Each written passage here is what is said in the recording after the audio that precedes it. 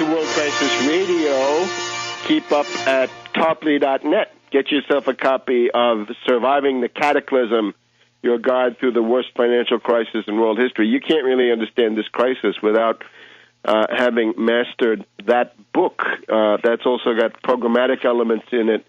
And also the harbingers of what Obama is doing. In other words, that infamous meeting with the Washington Post editorial board in the week before the inauguration, early 2009, when he said the main purpose of his administration would be to attack Social Security and Medicare. Somehow he didn't talk about that in the campaign. We heard about hope and change, and then we found out what was hidden under those pleasant-sounding slogans. Now let's look at the battle over the U.S. debt ceiling here in the midst of an unfolding world economic depression, and also with 6 or 7 wars going on in the background. Well, here's pretty much what has happened. As we've seen, we've got about 87, estimated 87 Tea Party fanatics, all Republicans, in the House of Representatives. These are ideologues. These are right-wing anarchists. They are neo-feudalists. They are anti-government.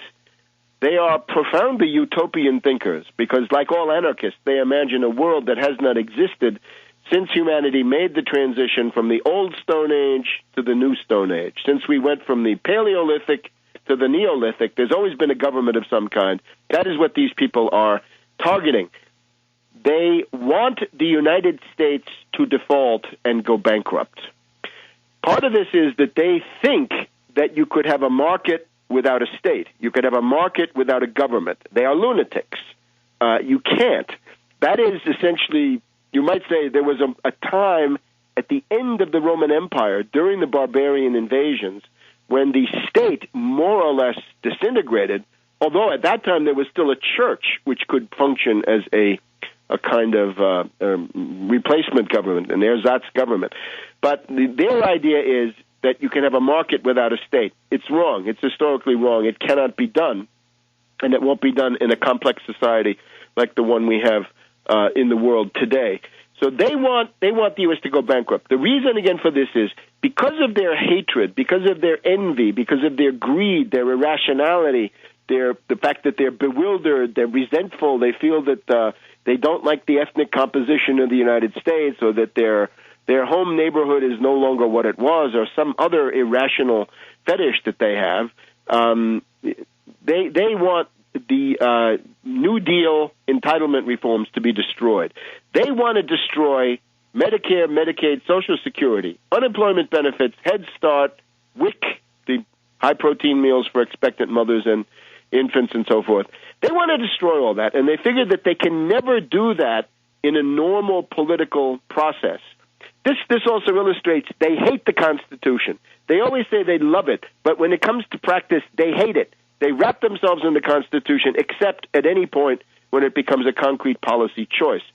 There's nothing about the general welfare. Obviously, they can't stand the general welfare. They're going with the Confederate Constitution of 1861, which removes the general welfare clause. That's their idea of what a government should do. So they want to destroy entitlements. They can't do it in a normal way. They can't get that through the Congress, and they can't get it signed by the president. So they say, we'll create an outside event. We'll create the bankruptcy of the United States, and then there won't be money to pay for Medicare, Medicaid, Social Security, and so forth.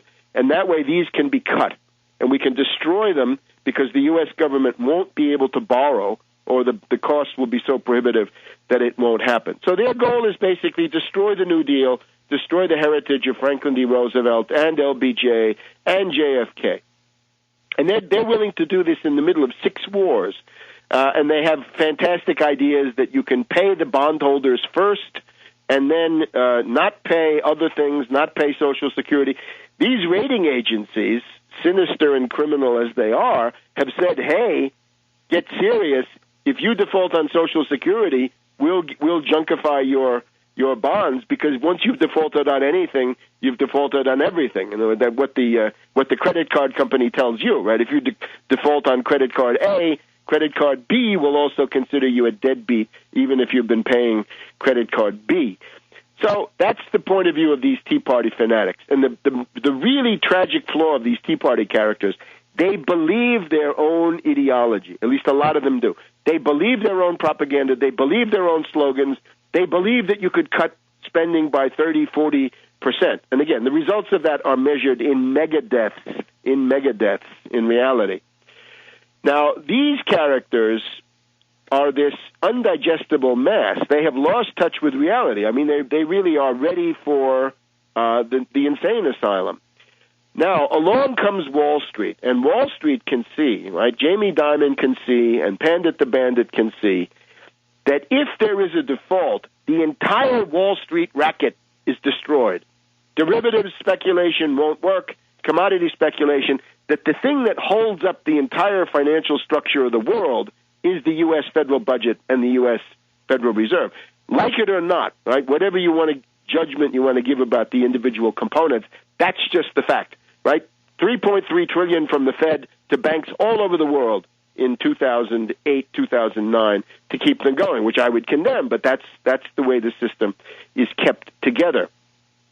Wall Street has obviously leaned on Senator McConnell. Wall Street has gone to McConnell and said, look, Mitch, we here in Wall Street want that debt limit raised or else. And you better figure out a way, right? What are we paying you for, Mitch? Mitch, come across. Do our bidding. Otherwise, Mitch, you want to sleep with the fishes? You want a cement overcoat for Christmas? Would your wife like some cement footwear? We know where you live, Mitch. This kind of language. We can assume that some pretty dire threats are going out. And by the way, you could see this on the cover, the front page here of the Washington Post, which if I can find it, I'll tell you this in just a second. You could see that it's on the front page of the Washington Post. If we can just open it up, you'll see that the article that announces the Mitch McConnell initiative is flanked by an article about the heavy lobbying of Wall Street by Wall Street of the McConnells. Here's the Washington Post of Wednesday, July 13th. McConnell came out with his plan on July 12th. So the next day, here's what we read. McConnell offers a detour on debt. Ceiling could be raised without cuts. Plan would give Obama new authority. And then you read about what he's proposing, which we'll get to in a minute. But right next to it, as a sidebar, business sector, do your job and raise the cap, coalition urges lawmakers. A sprawling coalition of Wall Street and Main Street business leaders sent an unmistakable message to lawmakers Tuesday. Enough squabbling, get the debt ceiling raised. Here we find that the United States Chamber of Commerce, extreme reactionaries, they don't want to be taxed, they don't want to be regulated, but they do want the federal government to support them. They are rent seekers, as we've always known. The chamber is in favor of raising the debt ceiling. And the Business Roundtable, hey, this takes us back a ways. Remember 20 years ago, the sinister governor of Michigan, Engler, the guy who ended general assistance welfare for the poor people in Michigan?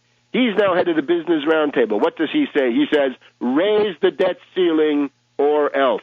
So we're told in here that Wall Street is not speaking openly to the Republicans, but privately. And again, the private sounds more like what I was saying just a couple of minutes ago, right? The threats, the mafia talk, right? Make him an offer he can't refuse, right? Either there'll be a debt ceiling or your brains will be on the default notices, something like this.